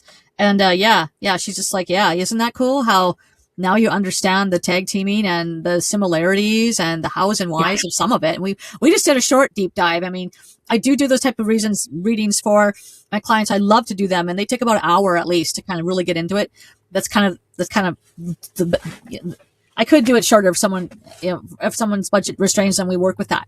But if people say, how long do you need? I will tell them, book at least an hour. And so, so we did that for you in a really mini, the little mini thing. So you got a lot out of just that little bit of time that we did all that. I felt like, and it brought it into alignment, and your mother was really excited to be able to work with you in that manner. And the one thing she did want to talk about was, the missing years of don't have any regrets about the missing years, that now that you understand things better, she's like, if you would have gone back and done it, she says, I wasn't ready for it anyway. It would have sucked. So it's okay. She's like, it's okay. It's okay. Yeah. It's okay. She goes, work with me now. She said, work with me now. Work with the version of me now. She would really like to be more integrated in with you now. She's kind of like your sister soul, actually, as far as that goes with the situations you guys chose, and you have all that in common. She wants to kind of be there for you as a foundation for that part of your consciousness. Okay. Yeah. Yeah. We'll see how it goes. She's laughing. She's laughing because she had a lot of boundary issues in life. And so, but she's not that person anymore. Remember, she's in her all-knowing state now. Yeah, of course. For sure. She said, we'll work through all that. She said, we'll work through it. I just we got it. A big, huge sword through your heart. And so she's like, she's not there yet. She goes, I don't expect you to just go from in one step in 5 minutes. Go, yeah, it's great, Mom. We're all great. She's like, no, don't worry about that. I totally understand that you have a lot to have to remedy and align. But she does want to let you know. She goes, well, however you think doesn't matter. I'm your mother, so I will stay connected to you for the rest of your days. That's her job as your mom. She does etherically keep a phone line open to you all the time. Yeah. That she will never shut off. She's like, take me or leave me, but I'm always there. Yeah. That's spot on for real. I'm sure we'll be working together a lot more in the future, or whatever you want to call it, since time's not linear. But yeah, thank you to Cole, and thank you to all of your Sasquatch friends, everybody who showed up today. Thank you. And I really appreciate your presence. So, and yours, of course, Holly Burns, Psychic. I appreciate all of the awesome stories and great advice and everything that you've given me today. I love this conversation. We had a lot of fun. I think we got a lot done. And when you were saying your goodbyes there, when you said, I'm sure we'll be working a lot more together in the future, the Blue Man and your mom both said that together with you. Oh, wow. Both of those beings said that you'll be working a lot more with them in the future. So, Okay. That's good to know. All right. Well, I'm going to end this. I will put all of your information in the description so that anybody can find your website to be able to work with you, because you are obviously an amazing healer and psychic. And I think I will probably work with you in the near future myself. So, yeah, I'll just say goodbye to everybody. And thank you so much for watching. If you could can you hang out for a couple of minutes? yeah, absolutely. Yeah. And if anybody's listening, only other thing I want to say is if someone's listening and they're not watching, they can just quick get my website at hollyburnspsychic.com, because sometimes people are multitasking and they are not actually watching us on the screen. So I can just let that go with a vocalization there too for some people. I know I like that when I'm listening to people's podcasts myself. So I always just do that. Yes, exactly. hollyburnspsychic.com. Check it out. And I will say goodbye to you guys. Bye. Bye.